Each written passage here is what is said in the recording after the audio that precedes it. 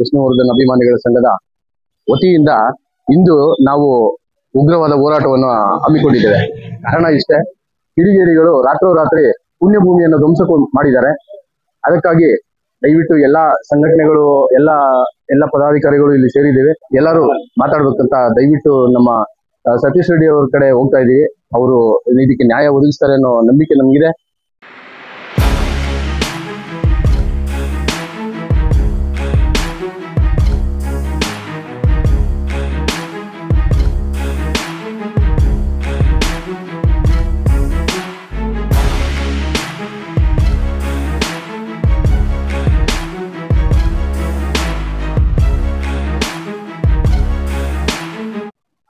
ಜೈ ಕರ್ನಾಟಕ ಮಾತೆ. ನಾವು ಸಾಹಸ ಸಿಂಹ ವಿಷ್ಣುವರ್ಧನ್ ಸಂಘದ ಬೆಳಗಾವಿ ವತಿಯಿಂದ ಮಾತಾಡ್ತಾ ಇದ್ದೀವಿ. ನಮ್ಮ ಡಾಕ್ಟರ್ ವಿಷ್ಣುವರ್ಧನ್ ಅವರ ಸಮಾಧಿಯನ್ನು ರಾತ್ರೋರಾತ್ರಿ ಅಪಘಾತಿಗಳು ತೆರವುಗೊಳಿಸಿದ್ದಾರೆ. ಸರ್ಕಾರ ಇದ್ರ ಬಗ್ಗೆ ದಯವಿಟ್ಟು ಇದ್ರ ಬಗ್ಗೆ ಕ್ರಮ ತಗೊಳ್ಬೇಕು. ಹಾಗೆ ನಮ್ಮ ನೆಚ್ಚಿನ ಶಾಸಕರು ಇದ್ರ ಬಗ್ಗೆ ವಿಧಾನಸೌಧದಲ್ಲಿ ಧ್ವನಿ ಎತ್ತಬೇಕಾಗಿ ತಮ್ಮಲ್ಲಿ ಕಳಕಳಿಯ ಮನವಿ. ಹಾಗೆ ನಮ್ಮ ಸಕಲ ವಿಷ್ಣುವರ್ಧನ್ ಅಭಿಮಾನಿ ಬಳಗದವರು ಎಲ್ಲ ಒಗ್ಗೂಡಿ ಈ ಸಮಾಧಿಯನ್ನು ತೆರವುಗೊಳಿಸುವ ಕಿಡಿಗೇಡಿಗಳಿಗೆ ನ್ಯಾಯದ ರೀತಿ ಬುದ್ಧಿ ಕಲಿಸಬೇಕೆಂದು ತಮ್ಮಲ್ಲಿ ಮನವಿ. ಹಾಗೆ ನಮ್ಮೆಲ್ಲರ ವಿಷ್ಣುವರ್ಧನ್ ಪರವಾದ ಅಭಿಮಾನಿಗಳ ಪರವಾಗಿ ಈ ಸ್ಮಾರಕವನ್ನು ನಿರ್ಮಿಸಲು ನಾವೆಲ್ಲ ಕೈ ಜೋಡಿಸಬೇಕಾಗಿ ತಮ್ಮಲ್ಲಿ ಕಳಕಳಿಯ ಮನವಿ.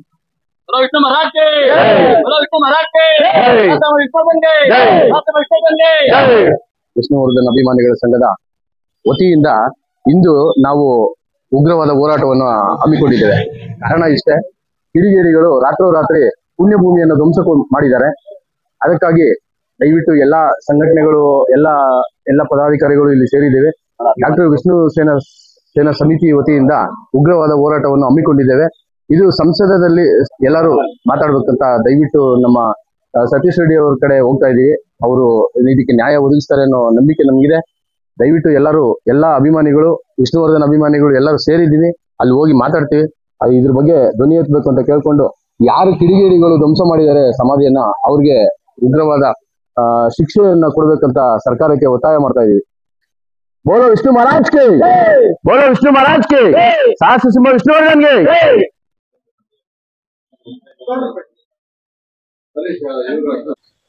ಎಲ್ಲ ಸ್ನೇಹಿತರೆ, ಎಲ್ಲ ಕೂಡ ಗೊತ್ತಿದೆ, ವಿಷ್ಣುವರ್ಧನ್ ಅವರು ತೀರ್ಕೊಂಡಂತ ಸಂದರ್ಭದಲ್ಲಿ ನಮ್ದೇ ಸರ್ಕಾರ ಇತ್ತು. ಅಂಬರೀಷ್ ಅಣ್ಣ ಅವರು ನನ್ನ ಆತ್ಮೀಯರು.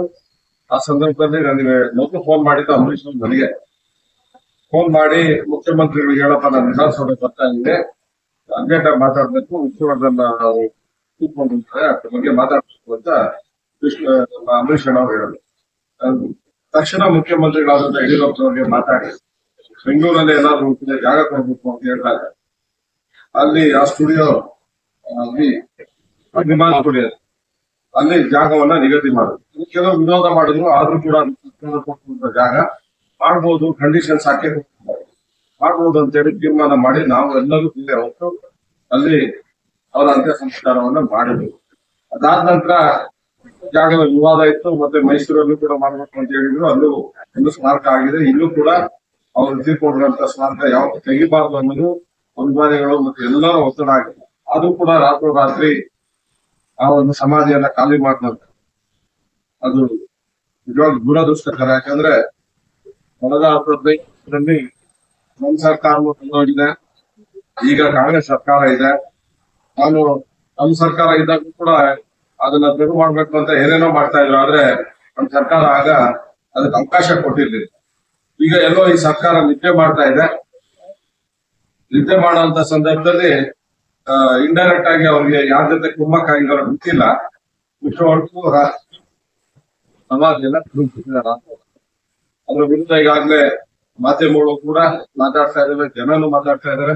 ನಾನು ಕೂಡ ವಿರೋಧ ಪಕ್ಷದ ನಾಯಕರನ್ನು ತಿಳಿಸ್ತೇನೆ, ಮತ್ತೆ ಈ ವಿಷಯವನ್ನು ರೈಸ್ ಮಾಡೋದು ಪ್ರಾಮಾಣಿಕ ಪ್ರಯತ್ನ ಮಾಡ್ತೇನೆ. ಯಾಕಂದ್ರೆ ನಿಮ್ಗೆಲ್ಲ ಗೊತ್ತಿದೆ, ಇದು ಸೂಕ್ಷ್ಮವಾದಂತ ವಿಷಯ. ನಾವು ಕೊಟ್ಟಾಗ ಅಲ್ಲಿ ಸ್ಪೀಕರ್ ಅವರು ಅದನ್ನ ತಗೋಬೇಕಾ ಬೇಡವಾ ಅಂತ ಯೋಚನೆ ಮಾಡೋದು ಇದೆಲ್ಲ ಇತ್ತು. ಆದ್ರೂ ಕೂಡ ನಾವು ವಿಧಾನಸಭೆಯಲ್ಲಿ ರೈಸ್ ಮಾಡುವಂತ ಒಂದು ಪ್ರಯತ್ನವನ್ನ ನಾವು ಮಾಡ್ತೇವೆ. ಅದೆಲ್ಲ ನೀವು ಒಟ್ಟಿಗೆ ಇದ್ದೇವೆ. ಅವರ ಅಭಿಮಾನಿಗಳ ಪರವಾಗಿ ನಾನು ಅವರ ಅಭಿಮಾನಿ ಆಗಿ ಖಂಡಿತ ಒಂದು ಪ್ರಾಮಾಣಿಕ ಪ್ರಯತ್ನ ಮಾಡ್ತೇವೆ ನಮ್ಮ ಮಾತಲ್ಲಿ. ಬೋಲೋ ವಿಷ್ಣು ಮಹಾರಾಜ್ ಕೆ, ಬೋಲೋ ವಿಷ್ಣು ಮಹಾರಾಜ್ ಕೆ, ಸಾಹಸ ಸಿಂಹ ವಿಷ್ಣುವರ್ಧನ್ಗೆ.